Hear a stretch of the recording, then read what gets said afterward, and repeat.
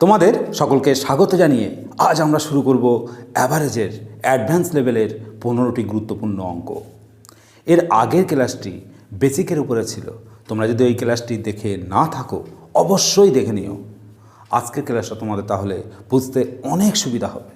চলো আজকে তাহলে আমরা অঙ্ক দিয়ে শুরু করি। কি বলছে? একজন ব্যক্তি এবং তার পুত্রের গড় বয়স 40 বছর।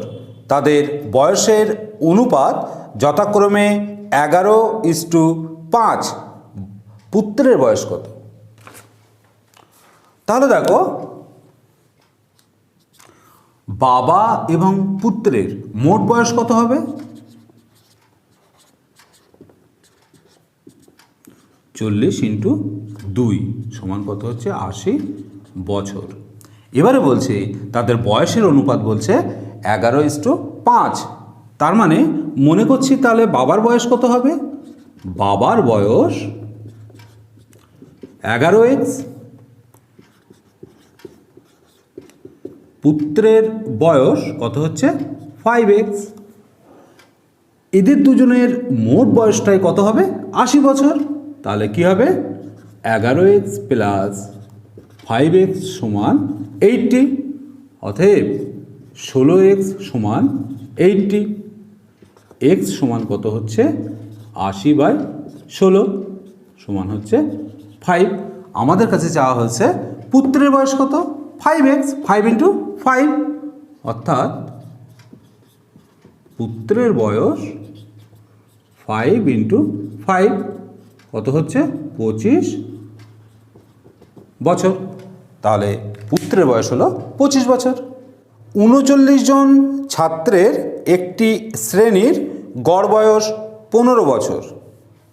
যদি শিক্ষকের বয়স ধরা হয় তাহলে গড় বয়স 3 মাস বৃদ্ধি পায়। শিক্ষকের বয়স কত বের কর। দেখো তাহলে এখানে 39 জন ছাত্রের মোট বয়স কত হচ্ছে? 39 × 15 কত হচ্ছে? এটা 9 15 135 এর 5 হাতে 13, 3 15 45 আর 13 58। এবারে দেখো, যখন 39 জনের সঙ্গে একজন শিক্ষক যোগ হলো তখন 40 জনের মোট বয়স কত হচ্ছে? 40 × 15 বছর কিন্তু আগে ছিল 39 জনের বয়সের গড়। শিক্ষক যোগ হয় 15 বছর কিন্তু আর গড় নেই। সেই গড়টা কত হয়েছে? 15 বছর 3 মাস। তাহলে 15 বছর 3 মাস মানে কত? 15 + 1 = 4 বছর। তার মানে কত হচ্ছে? 61/4 বছর। তার মানে এখন গড়টা দাঁড়িয়েছে কত? 61/4 বছর। 61/4 তাহলে কত হচ্ছে? 10, 610 বছর। তাহলে শিক্ষকের বয়সটা কত? 610 - 585।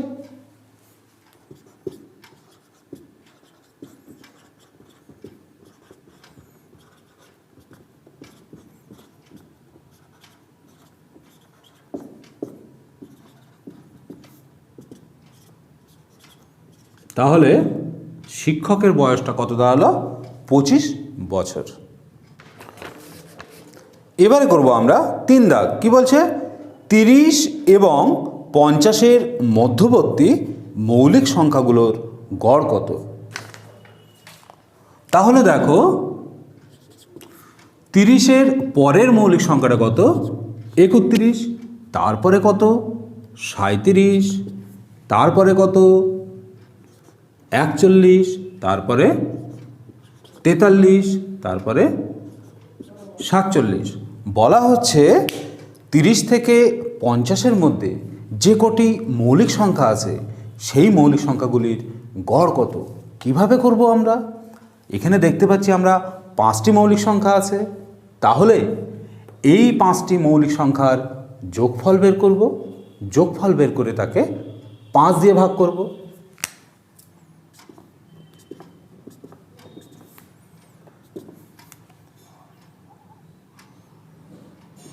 হাতে 5 তো 9 13 16 19, তাহলে কত হলো? 5টি মৌলিক সংখ্যার যোগফল হলো 199। তাহলে গড় কত হবে? গড় হবে 199/5। তার মানে দেখো কত হচ্ছে?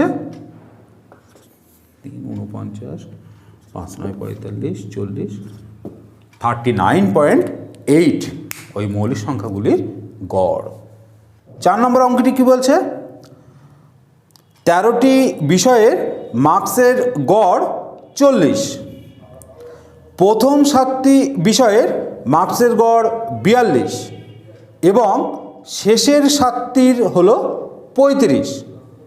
সপ্তম বিষয়ের মার্কস কত? বলা হচ্ছে প্রথম দিক থেকে 7টি বিষয়ের গড়ের, তাহলে এখানে বিষয়টা কি বোঝা গেল? প্রথম দিক থেকে 7টি বিষয়ের গড় নাম্বার 42, তাহলে প্রথম দিক থেকে 7টি বিষয়ের মোট নাম্বার কত? 7 × 42।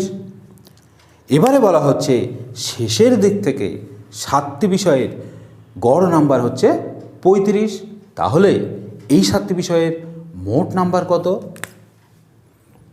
7 × 35। তাহলে এই 13টি বিষয়ের মোট নাম্বার কত হবে? তোমরা এখানে দেখতে পাচ্ছ 7টি বিষয়, 7টি বিষয় 14টি বিষয়। এখানে একটা বিষয় দেখো, প্রথম থেকে 7 পর্যন্ত বিষয় নেওয়া হয়েছে, আবার শেষের দিক থেকে 7টি নেওয়া হয়েছে।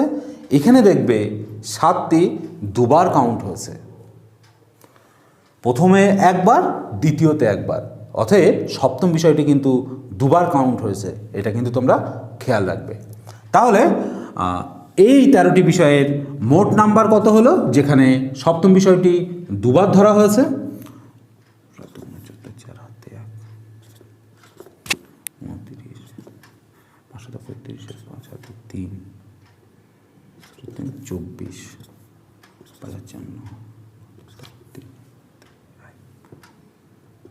539। এবারে দেখো 13টি বিষয়ের গড় নাম্বার ছিল 40, তাহলে 13টি বিষয়ের মোট নাম্বার কত হবে? 13 × 40 অর্থাৎ 520। এবারে দেখো বলা হচ্ছে সপ্তম বিষয়ে প্রাপ্ত নাম্বার কত? 539 থেকে যদি আমরা 520 বিয়োগ দিই তাহলে কোন বিষয়টি পাবো? সপ্তম বিষয়। কারণ কি? সপ্তম বিষয়টা কিন্তু আমাদের এখানে দুবার ধরা হয়েছে, তাহলে এই 13টি বিষয়ের মধ্যেও তো সপ্তম বিষয়টি একবার আছে। তাহলে আমরা যদি 539 থেকে 520 বিয়োগ দিই তাহলে কোন বিষয়ের নাম্বারটি পাবো? সপ্তম বিষয়ের নাম্বার, যেহেতু এখানে দুবার ধরা। তাহলে সপ্তম বিষয়ে মার্কস কত? 539 520 সমান কত হচ্ছে? 19। অতএব সপ্তম বিষয়ের মার্কসটি ছিল হচ্ছে 19। এবারে আমরা করব 5 দাগ। কি বলছে?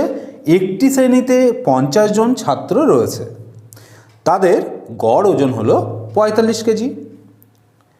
একজন ছাত্র শ্রেণী ছেড়ে দেওয়ায় গড় ওজন 100 গ্রাম কমে যায়। যে ছাত্রটি শ্রেণী ছেড়ে দেয় তার ওজনটি কত?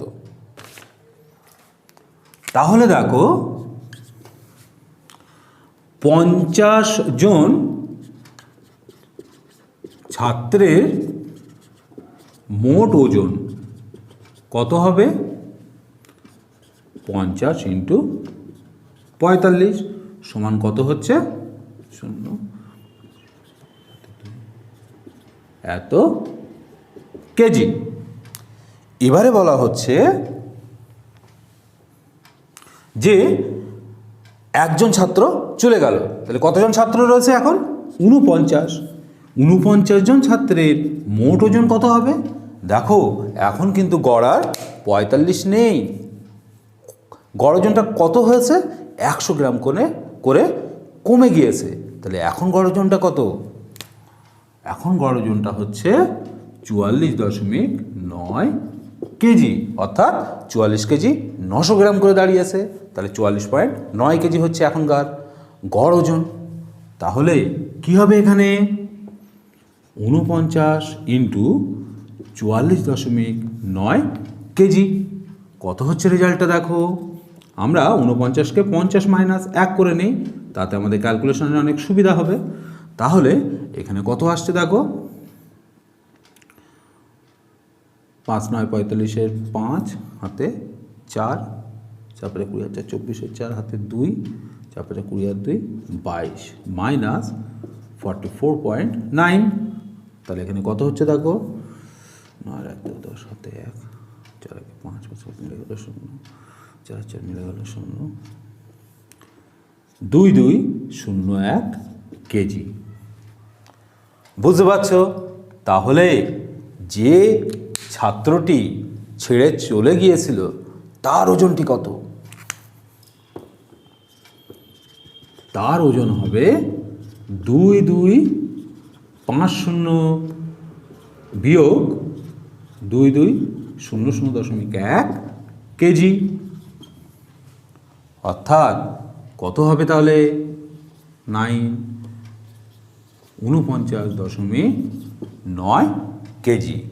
যে ছাত্রটি চলে গিয়েছিল তার ওজন ছিল 49.9 কেজি। কি বলছে সহায়দা? একজন ব্যাটসম্যান তার 17তম ইনিংসে 87 রান করায় তার গড় রান 3 বৃদ্ধি পায়।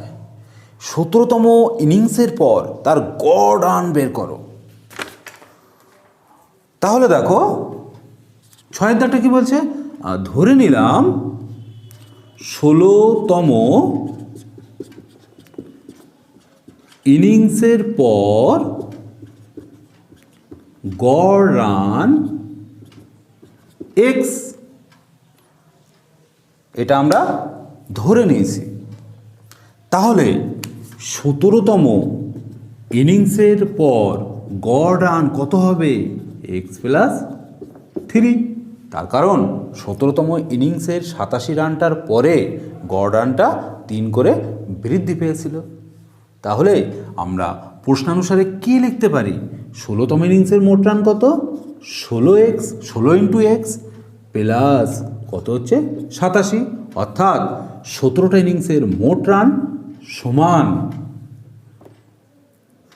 17 ইন্টু এক্স প্লাস 3। মোট রান ইকুয়াল টু মোট রান। এখান থেকে আমরা কি বের করব?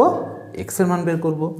তাহলে কত হচ্ছে এখানে দেখো, 16x plus 87 equal to 17x plus 51।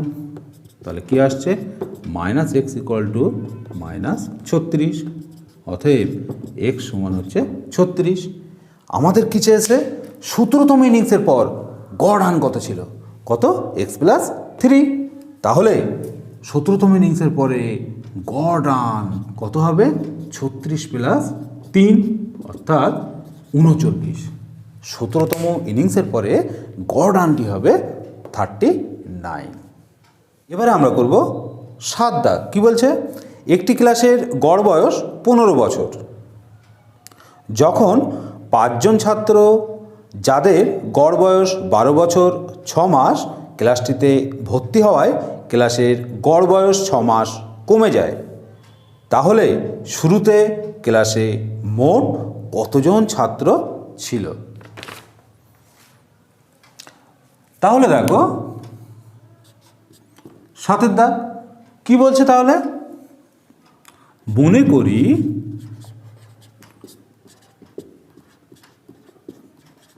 পূর্বে x জন ছাত্র ছিল। এই x জনের গড় বয়স কত করে ছিল? 15 বছর। তাহলে কি হবে দেখো, x জনের মোট বয়স কত হবে? x into 15।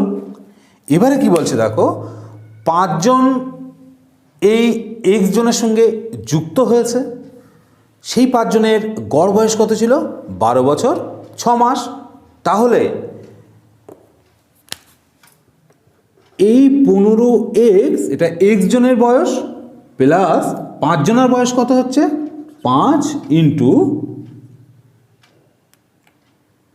12.5, 12.5 বছর করে। তাহলে এই x প্লাস 5 জনের মোট বয়স এটা সমান, আমরা কি লিখতে পারি? x প্লাস 5 ইন্টু কত এখানে? 14.5। কেন 14.5 লিখলাম? কারণ 15 বছর ছিল, তো 15 বছর গড় ছিল তো পূর্বে, এই 5 জন যুক্ত হওয়ার পরে সেই বয়সের গড়টা কি হয়েছে? 6 মাস করে কমে গিয়েছে। তাই এখন কত বয়সের গড়? 14.5। তাহলে x প্লাস 5 জনের মোট বয়স ইকুয়াল টু x প্লাস 5 জনের মোট বয়স। তাহলে এখান থেকে আমরা কিসের মান বের করবো? x এর মান বের করবো। কত হচ্ছে এখানে দেখো, 15x প্লাস 5 হাতে 2 62.5 সমান 5 হাতে 2 72। তাহলে এখানে কত হচ্ছে? 0.5x equal to 10। অতএব x সমান 10/0.5। তাহলে কি হচ্ছে? 5 × 10 সমান 20। তাহলে আমরা ধরেছিলাম কি, মনে করি পূর্বে x জন ছাত্র ছিল, তাহলে পূর্বে ছাত্র সংখ্যা কত? 20 জন। কি বলছে আড্ডা?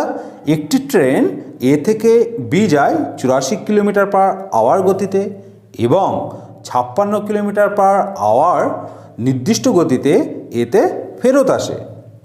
সম্পূর্ণ যাতায়াতে ট্রেনটির গড় গতিবেগ কত? দেখো তাহলে আড্ডা কি বলছে, ধরে নাও এ থেকে যখন বিতে ট্রেনটা যায় তখন গতিবেগ কত? 84 কিলোমিটার/আওয়ার। আবার বিতে পৌঁছিয়ে এই ট্রেনটা যখন বি থেকে যাত্রা করে এ বিন্দুতে এসে পৌঁছায় তখন তার গতিবেগ কত নিয়ে আসে? 56 কিলোমিটার/আওয়ার। এবারে বলা হচ্ছে সম্পূর্ণ যাতায়াতে এই ট্রেনটির গড় গতিবেগ কত? আমরা গড় গতিবেগ মানে কি জানি? গড় গতিবেগ মানে কি জানি? মোট দূরত্ব বাই মোট সময়। তাহলে দেখো, ধরে নিলাম আমরা এ থেকে বি এই বিন্দুর দূরত্ব হচ্ছে x কিলোমিটার। তাহলে এ থেকে বিতে যাচ্ছে x কিলোমিটার, বি থেকে এতে আসছে x কিলোমিটার, তাহলে মোট দূরত্ব কত? 2x kilometre. এবারে দেখো, এ থেকে যখন বিতে যাওয়া হচ্ছে তখন কত সময় লাগাচ্ছে ট্রেনটি? x/84 ঘন্টা। মানে কি? দূরত্ব বাই সময়। একই রকমভাবে বি থেকে যখন এতে আসছে তখন কত ঘন্টা সময় লাগছে? x/56 ঘন্টা। এইটা হলো ট্রেনের গড় গতিবেগ। তাহলে আমরা ক্যালকুলেশন করলে কি পাবো? 2x/56x plus 84x/84 into 56। অতএব কি আসছে এখানে? 2 ইন্টু 84 ইন্টু 56/140। x কেটে গেল, তাহলে কি হচ্ছে এখানে? 70। তাহলে কত হচ্ছে? 7 × 10 = 70, 27টা 56, 4 × 8 = 32, 2 হাতে 3, 28টা 64 আর 3 67/10 মানে কত? এত কিলোমিটার/আওয়ার। তাহলে ট্রেনটির গড় গতিবেগ কত ছিল? 67.2 কিলোমিটার/আওয়ার।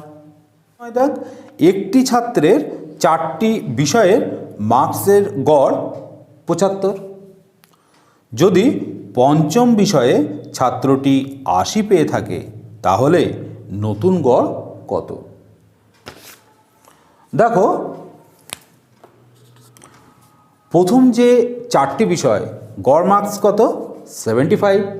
তাহলে 4টি বিষয়ের মোট নাম্বার কত?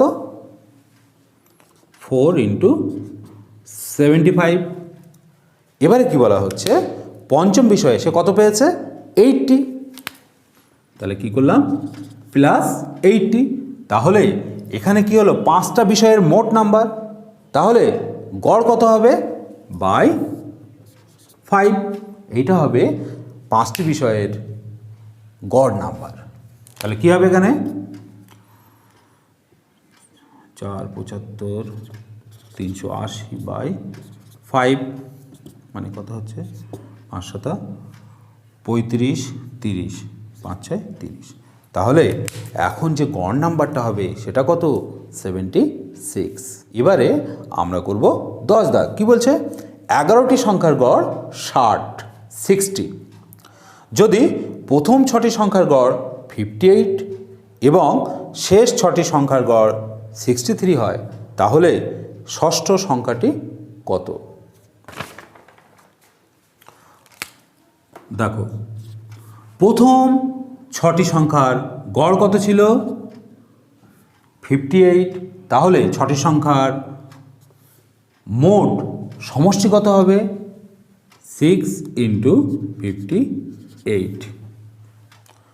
পরের 6টি সংখ্যা তার কত?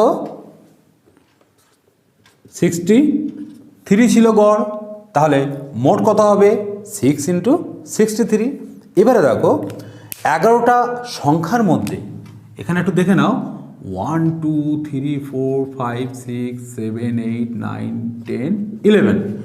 এখান থেকে 6টা যাওয়া মানে 6 আসছে, আবার এখান থেকে 6টা আসা মানে আবার 6। তার মানে এইটা যখন আমরা যোগ করছি 11টা সংখ্যার মোট যোগফল বেরোবে, কিন্তু এই সংখ্যাটা কিন্তু আমাদের দুবার কাউন্ট পড়ছে। একবার প্রথম দিক থেকে যাওয়ার সময় আর একবার শেষের দিক থেকে কাউন্ট করার সময়। কতবার কাউন্ট হচ্ছে? দুবার। তাহলে এই 11টি সংখ্যার মোট যোগফল কত হবে? যেখানে কিন্তু 6 নম্বর সংখ্যাটি দুবার ধরা হচ্ছে। কত হবে?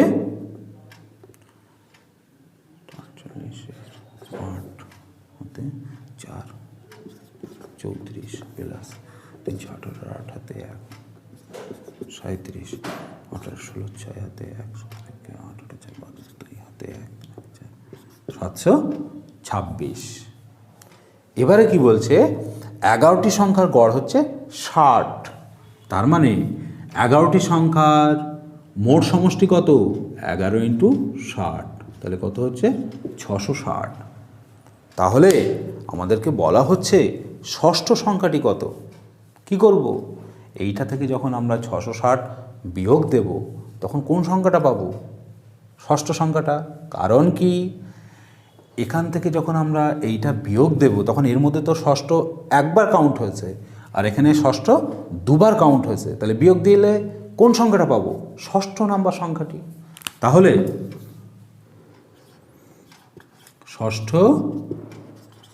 সংখ্যাটি কত হচ্ছে? 726 মাইনাস 660 কত হচ্ছে? 66। তাহলে ষষ্ঠ নাম্বার সংখ্যাটি হবে 66। সপ্তাহের প্রথম 4 দিনের সর্বোচ্চ তাপমাত্রা 25 ডিগ্রি সেন্টিগ্রেড এবং শেষ 4 দিনের গড় তাপমাত্রা 25.5 ডিগ্রি সেন্টিগ্রেড। যদি পুরো সপ্তাহের গড় তাপমাত্রা 25.2 ডিগ্রি সেন্টিগ্রেড হয় তাহলে চতুর্থ দিনের তাপমাত্রা কত? কি হচ্ছে এখানে? প্রথম 4 দিনের গড় তাপমাত্রা কত? 25 ডিগ্রি সেন্টিগ্রেড। তাহলে প্রথম 4 দিনের মোট তাপমাত্রা কত? 4 × 25। শেষ 4 দিনের গড় তাপমাত্রা কত? 25.5 ডিগ্রি সেন্টিগ্রেড। তাহলে শেষ 4 দিনের মোট তাপমাত্রা কত? 4 × 25.5 ডিগ্রি সেন্টিগ্রেড। এবারে দেখো, আমরা যদি দুটোকে যোগ করি তাহলে কি পাবো এখানে? আমরা এখানে পাবো কিন্তু 7 দিনের মোট তাপমাত্রা, কিন্তু এখানে চতুর্থ দিন দুবার কাউন্ট হবে। কীরকম? 1 1 2 3 4 5 6 7। আমরা যখন প্রথম থেকে 4 দিন নিচ্ছি তখন একবার 4 আসছে, আবার যখন শেষের দিক থেকে 4টে দিন নিচ্ছি তখন কিন্তু 4 আবার কাউন্ট হচ্ছে। তাহলে 4টা কবার কাউন্ট হচ্ছে? এখান থেকে একবার, এই দিক থেকে একবার, দুবার কাউন্ট হচ্ছে। তাহলে এখানে 7 দিনের মোট তাপমাত্রা কত হচ্ছে? যেখানে চতুর্থ দিনটা আমরা দুবার ধরছি, ঠিক আগের অঙ্কের মতো।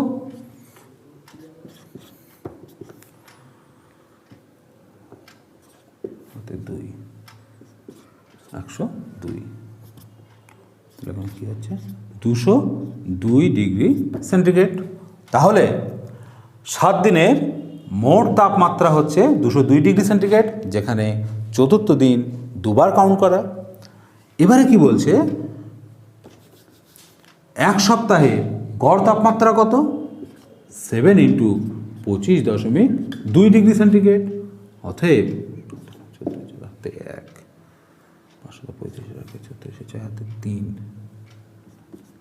176.4 ডিগ্রি সেন্টিগ্রেড। তাহলে চতুর্থ দিনের তাপমাত্রা কত? চতুর্থ দিনের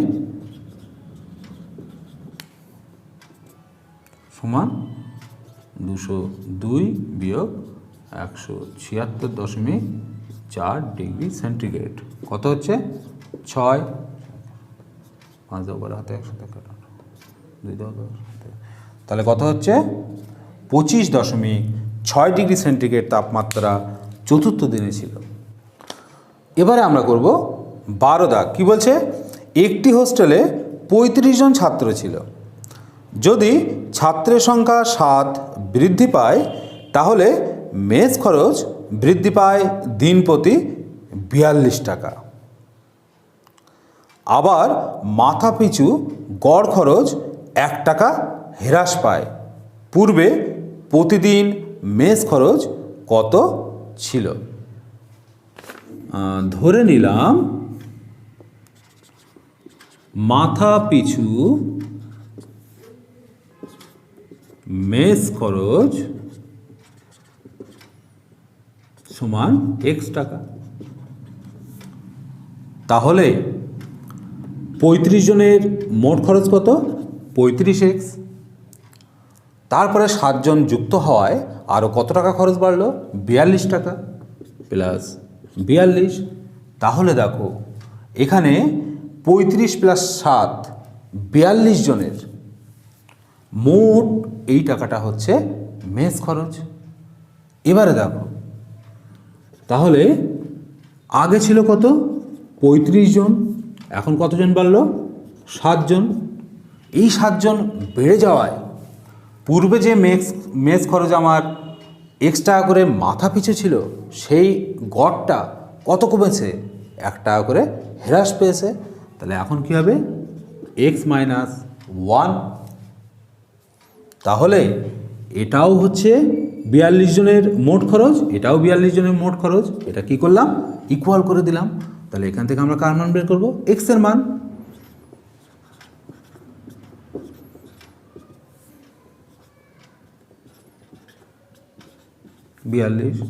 তাহলে কত হচ্ছে এখানে? -7x - 84। তাহলে x সমান হচ্ছে কত? 12। তাহলে মাথা পিছু মেস খরচ হচ্ছে 12 টাকা। তাহলে বলা হচ্ছে পূর্বে মেস খরচ কত টাকা ছিল? পূর্বে কতজন ছিল আমার মেসে? 35 জন। তাহলে 35 জনের মেস খরচ পূর্বে ছিল কত হবে? মাথা পিছু 12, 35 × 12, 5 × 60 শূন্য হাতে 6, 3 × 36 6, 42 টাকা। অতএব পূর্বে 35 জনের মেস খরচ ছিল 420 টাকা। আমরা করব 13 দাগ। কি বলছে? প্রাপ্তবয়স্কদের একটি শ্রেণীর গড় বয়স 40 বছর। 12 জন ছাত্র যাদের গড় বয়স 32 বছর শ্রেণীতে যোগদান করে এবং গড় বয়স 4 বছর করে কমে যায়। শ্রেণীতে আগের মোট ছাত্র সংখ্যা কত ছিল?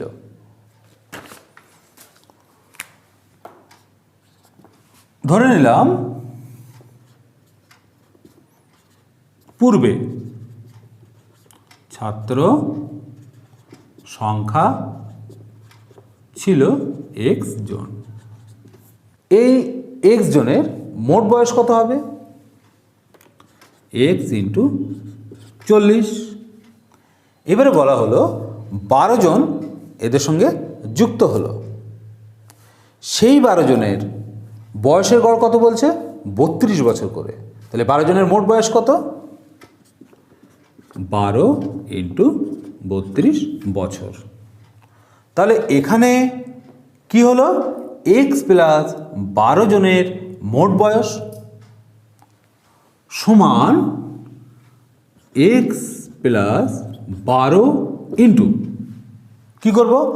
আগে গড় বয়স ছিল 40 বছর, এখন কি হয়েছে? 40 থেকে 4 বছর করে বয়স কমে গিয়েছে এই 12 জন যুক্ত হওয়ার ফলে।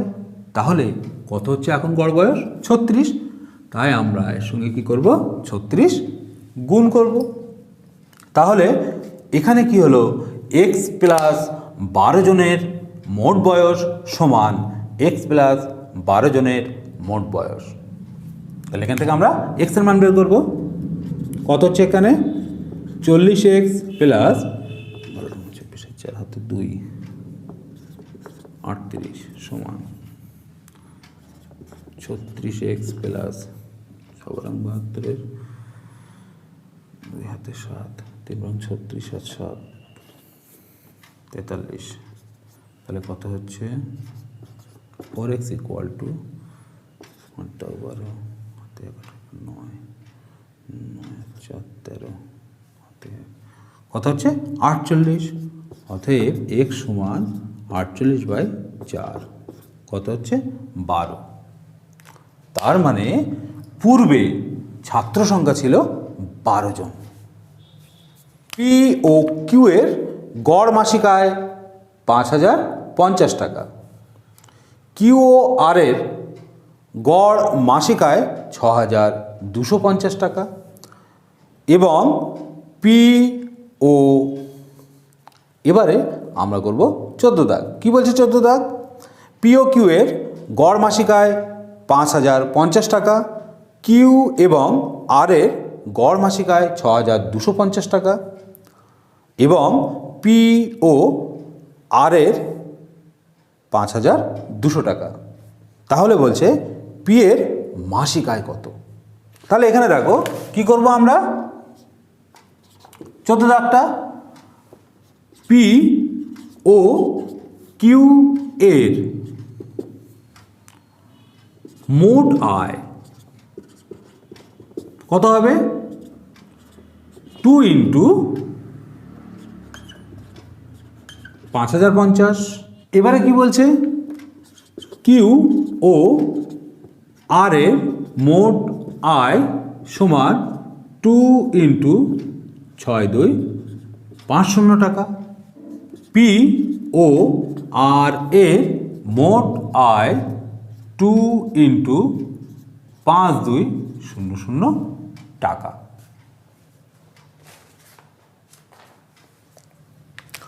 তাহলে এখানে আমরা কি বুঝলাম? পি ও কিউ এর মোট আয়, কিউ ও আর এর মোট আয়, পি ও আর এর মোট আয়। এইবারে দেখো তাহলে এখানে কি করা যাবে? যদি আমরা যোগ করি তাহলে দেখো পি প্লাস কিউ, পি দুবার কাউন্ট, কিউ দুবার কাউন্ট, আর দুবার কাউন্ট হচ্ছে। তাহলে 2 into P plus Q plus R এর মোট আয় সমান কত? কত হবে? 2 ইন্টু 0 5 5 10 0 হাতে 1 2 1 3 3 আর 2 5 6 5 11 আর 5 16। কত হচ্ছে 2 ইন্টু 165 শূন্য শূন্য, তার মানে P plus Q plus R এর মোট আয় সমান কত 16500 টাকা। দেখো এখানে আমরা এই তিনজনের টাকা থেকে যদি কিউ ও আর এর মোট আয়টা বিয়োগ দেই, মোট আয়টা কত হচ্ছে এখানে 2 0 0 5 10 শূন্য হাতে 1 5 12, তাহলে কি করছি আমরা কিউ ও আর এর মোট আয়টা যদি এর সঙ্গে বিয়োগ দেই তাহলে কার আয় পড়ে থাকবে পি এর আয়, আমাদের কাছে তো পি এর আয়টাই চেয়েছে, তাহলে কি হবে এখানে কিউ প্লাস আর এর মোট আয় সমান কত 12500 টাকা। তাহলে আমরা যদি বিয়োগ দিই এইটা থেকে এইটা যদি বিয়োগ দিই তাহলে কত হবে পি এর মোট আয় সমান কত 4000 টাকা, অর্থাৎ পি এর আয় হবে 4000 টাকা। এবারে করব আজকের লাস্ট অঙ্ক। কি বলছে দেখা যাক। বলা হচ্ছে একটি কারখানায় 600 জন পুরুষ এবং 400 জন মহিলা শ্রমিক আছে, তাদের দৈনিক গড় বেতন 25.50 টাকা। যদি একজন মহিলা একজন পুরুষের থেকে 5 টাকা কম পায় তাহলে পুরুষ এবং মহিলার দৈনিক বেতন কত? দেখো এখানে ধরে নিলাম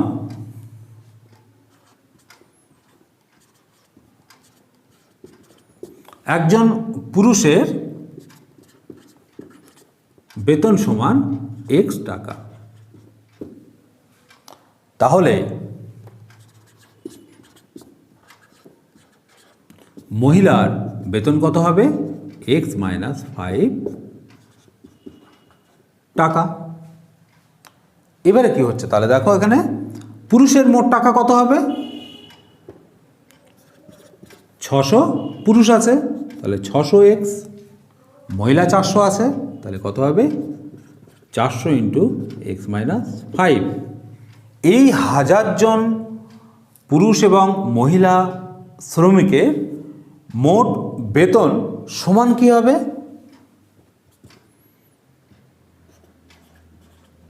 1000 ইন্টু 25.50। বোঝা গেল? তাহলে এই 1000 জনের মোট আয় সমান মোট 1000 জনের মোট আয় ইকুয়াল করে দিলাম।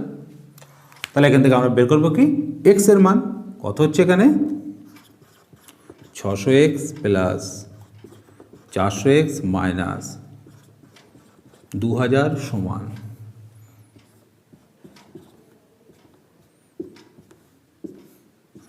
25500। তাহলে কত হচ্ছে এখানে 1000x সমান 27500। তাহলে কী হবে এখানে x সমান 27.5 টাকা। এখানে কি পেলাম প্রত্যেক পুরুষের বেতন 27.5 টাকা, পুরুষের বেতন 27.5 টাকা। তাহলে মহিলার বেতন কত হবে এর থেকে 5 টাকা কম, 27.5 থেকে 5 বিয়োগ করলে কত হবে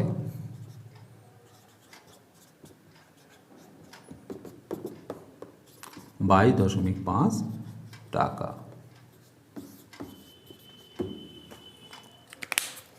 বোঝা গেল? এতটাই সিম্পল। আশা করি আগামী দিন থেকে অ্যাভারেজ অঙ্কের বিষয়ে তোমাদের আর কোনো প্রকার সমস্যা থাকবে না।